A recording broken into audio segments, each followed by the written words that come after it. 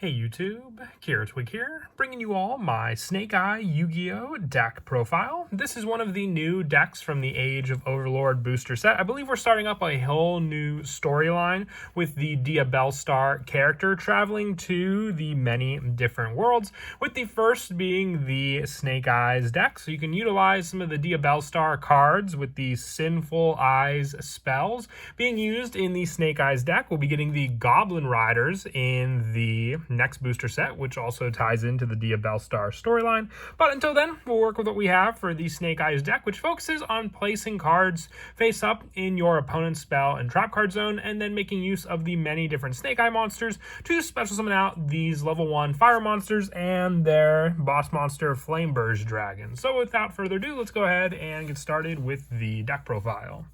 So we'll go ahead and start off with the main deck monsters. For the Snake Eye monsters, we're running 2 copies of Snake Eyes Flameburst Dragon. You can target one face-up monster on the field or in either graveyard, place it face-up in its owner's spell and trap card zone as a continuous spell. And during your opponent's turn, quick effect, you can target one monster, treat it as a continuous spell on the field, special summon it to your field. If this card is sent from the hand or field to the graveyard, you can special summon 2 level 1 fire monsters from your graveyard, and you can only use each effect of Snake Eyes Flameburst Dragon once per turn. So the placing of the monsters face up in the spell and trap card zone, as I said before, is one of the main go-to setups for the Snake Eye cards, with all of our other Snake Eye monsters being level 1 Pyro Fire monsters, so all targets to be special summoned off of Flameburst Dragon, and then having additional card effects when they are normal summoned or special summoned. We're running 3 copies of Snake Eye Ash. When this card is normal or special summoned, you can add 1 level 1 fire monster from your deck to your hand. You can send 2 face-up cards you control to the graveyard, including this card, to special summon 1 Snake Eye monster from your hand or deck, except for Snake Eye Ash. You can only use each effect of Snake Eye Ash once per turn, but another big way to get out our main go-to boss monster onto the field, using our many different Snake Eye monsters to do so. I also run 3 copies of Snake Eye Oak. If this card is normal or special summon, you can target one of your level 1 fire monsters that is banished during your graveyard, either add to your hand or special summon it, and you can send 2 face-up cards you control to the graveyard, including this card, to special summon 1 Snake Eyes monster from your hand or deck, except for Snake Eyes Oak. So more of a recycle card. You have Snake Eyes Ash to give you more of the Searcher, and then the recycle power thanks to Snake Eyes Oak. And then you can all work with the face-up spell and traps that you want to place on the field as well, to then make use of those cards to be able to either have the cost paid by the ones face-up in your opponent's spell and trap card zone or your own. And then I also run the 2 copies of Snake Eye Birch. I was debating on running a 3rd copy of this card. It can always be a placeholder if you don't have enough of the next card we run, which is the Diabellstar Black Witch. If you control a fire monster, you can special summon this card from your hand. You can only special summon Birch once per turn this way, and during your opponent's turn, you can send 2 face-up cards you control to the graveyard, including this card, to special summon 1 Snake Eye monster from your hand or deck, except for Snake Eyes Birch. So once again, just a special summon if you have the other Snake Eye monster, using cards like Ash to search Birch and add it to your hand, just being able to add the level 1 fire monster from your deck to your hand. You can then special summon Birch and then have your setup ready to go for the sending of the 2 face-up cards on the field for you to summon out your bigger monsters onto the field also. And then also, we are running, like I said, the Diabellstar lineup is more of an engine, almost similar to Vyz's Starfrost was, for the Scareclaw, Kashtira, and the Tearlament decks. But we're running 3 copies of Diabellstar, the Black Witch. You can special summon this card from your hand by sending 1 card from your hand or field to the graveyard. You can only special summon Diabellstar, the Black Witch, once per turn this way. You can only use each of the following effects of Diabellstar, the Black Witch, once per turn. If this card is normal or special summon, you can set 1 Sinful Spoils spell or trap directly from your deck, and during your opponent's turn, if this card is sent from its owner's hand or field to the graveyard, you can send 1 card from your hand or field to the graveyard to special summon this card, giving you the resource back on the field. But having the search for the Sinful Spoils spell or trap are the cards that work pretty well with the actual playstyle of the deck, also making use of some of the other ones like our original Sinful Spoils Snake Eye spell, and also our Divine Temple of the Snake Eye, having more setup for our other Snake Eye monsters. But just being able to search out some of the cards like this one and some of the other cards we run in the deck all work very well together with Diabellstar's playstyle of sending cards that we can also set up with our Snake Eyes to special summon her onto the field. And then also the 3 Ash Blossom and Joyous Spring, just as more of an option for your cards in the deck, being able to summon as a fire monster as well for some of the other resources we're running in the deck, but still just a hand trap to stop any of our opponent's plays as well. For the spells, running 3 of the field spell, Divine Temple of the Snake Eye. When it's activated, you can place 1 Snake Eye monster from your hand, deck, or graveyard face up in its owner's spell and trap card zone as a continuous spell. Level 1 fire monsters you control gain 1100 attack, and once per turn, if your opponent normal or special summons a monster except during the damage step, you can target 1 monster on the field and treat it as a continuous spell and special summon it to your field. You can only activate 1 Divine Temple of Snake Eye per turn, but this can also have you place the Snake Eye monsters face up in your spell and trap card zone, then to just summon back out onto the field using this field spell. And also the 3 copies of original Sinful Spoils Snake Eye. Once again, a card that is searchable off of Diabellstar, since it has the Sinful Spoils in its name, which once again, just with the option of having this card for the search to set 1 Sinful Spoils spell or trap onto the field, you send 1 other face-up card you control to the graveyard to special summon 1 level 1 fire monster from your hand or deck. You can banish this card from your graveyard to target 1 Snake Eye or Diabellstar monster in your graveyard, add 1 level 1 fire monster from your deck to your hand, then place the targeted card on the bottom of the deck. So more recycle power, getting the more preferred card you may need for the play. And once again, just a card that can be set and activated with your other cards like Diabellstar in the deck also. I'm also running the 3 new card Fire Recovery from the set as well. We're getting a Pyro Searcher in the Maze of Millennia booster set, but this one just being able to target a fire monster in your graveyard, send 1 card from your hand to the graveyard to special summon that target, gives us more from what we sent to the graveyard as resource cost, and then more recycle power by being able to shuffle back any of our banished or, graveyard fire monsters to draw an additional card as well. You can only use this effect of Fire Recovery once per turn. You have the multiple targets, if you have multiples of this card in your hand, to special summon back other fire monsters in the graveyard to the field. And then for the next card, I'm running, or at least want to run, 3 copies of Wanted Seeker of Sinful Spoils. Sadly, only pulled the 1 from my case, and it is more of a pricey card to run in the deck as well. It adds 1 Diabellstar monster from your deck or graveyard to your hand. During your main phase, you can banish this card from your graveyard to target 1 of your Sinful Spoils spell or traps that is banished or in your graveyard, except for Wanted Seeker of Sinful Spoils. Place it on the bottom of the deck and draw 1 card. So on top of a Searcher, it's also draw power.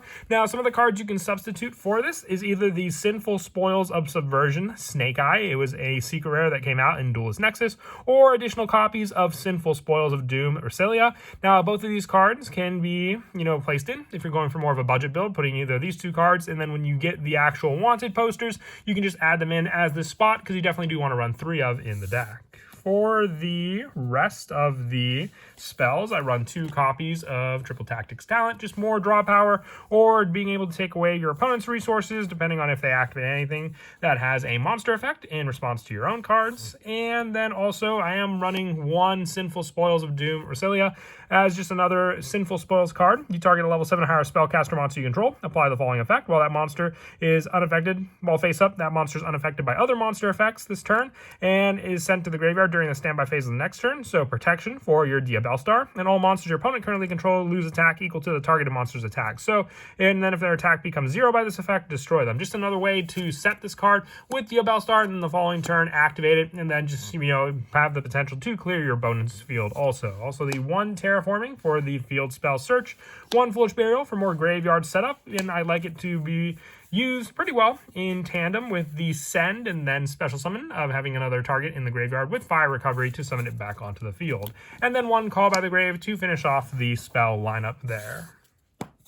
For the traps, for the 1-ofs, for the traps, I run 1 copy of Sinful Spoils Betrayal Silvera. You send 1 Diabellstar monster from your hand or face up on the field to the graveyard to target 1 face-up monster, 1 card on the field, negate its effects, and when your opponent activates a card effect in response to your Diabellstar monster effect or your Sinful Spoil spell or trap or effect, you can banish this card from your graveyard to negate the opponent's effect. So more protection by having the banish effect, but also just being able to negate a face-up card effect by sending a Diabellstar monster, which then you can just get Diabellstar back onto the field as well. Also, the 1 copy of Startling Stare the Snake Eyes for more of the total levels of Snake Eye monsters you control, or 2 or higher. Being able to target a face-up monster your opponent controls or in their graveyard and place it face up, or targeting a monster that is treated as a continuous spell and special summon it. So special summon options, or being able to take one of your opponent's own cards out by placing it face up in their spell and trap card zone. And the 1 metaverse for the additional field spell search using this trap. For the rest of the traps, just 3 copies of Infinite Impermanence, along with Ash Blossom being the only hand trap options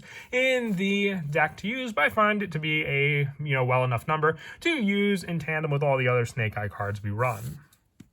And then for the extra deck, there's really not anything specific for the extra deck yet. For the Diabellstar deck, so we're playing more of a generic to go off of all the fire attribute and leveled monsters in the deck. So the 1 copy of Link Karibo, the 1 Relinquished Anima, the 1 Heat of the Fire Charmer, along with the 1 Doolittle Chimera, and the Nightmare Phoenix, and also the 1 Sunlight Wolf for more recycle power, especially with cards like Ash Blossom, just needing 2 fire effect monsters to summon this card. And then also the 1 IP Masquerena, the 1 Nightmare Unicorn, and the 1 Access Code Talker for all the Link monsters, with our Xyz monsters being 1 copy of Kikinagashi Fucho, the 1 Sylvan Princess Sprite, the 1 Lyra Lusk Assembled Nightingale, the 1 Slacker Magician, the 1 number 38. You don't go into it often, but we do have 2 level 8 monsters that we can summon out onto the field for this card, being our Snake Eye Flameburge, and the 1 Divine Arsenal Zeus to wrap up the Xyz monsters.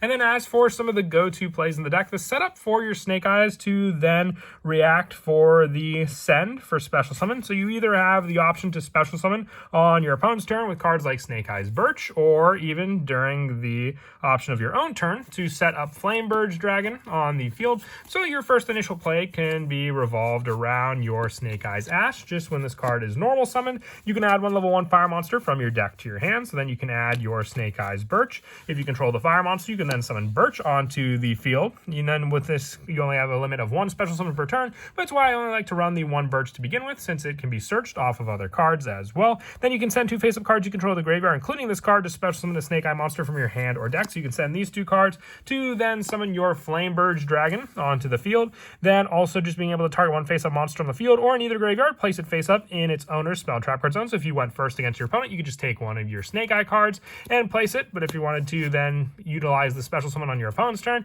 you could set the Birch or the Ash face up in your spell and trap card zone as well. Then also special summon it to your field, and with this card being a quick effect, you might want to take the Birch, placing it face up in the spell and trap card zone, to then have that special summon during your opponent's turn, to then make use of the Birch on the field as well, to send another face up card during your opponent's turn to give you another special summon of a Snake Eyes monster as well for that play. The Diabellstar engine comes in when we have the actual monsters to summon out, being Diabellstar for the setup, just being able to send 1 card from your hand or field to the graveyard.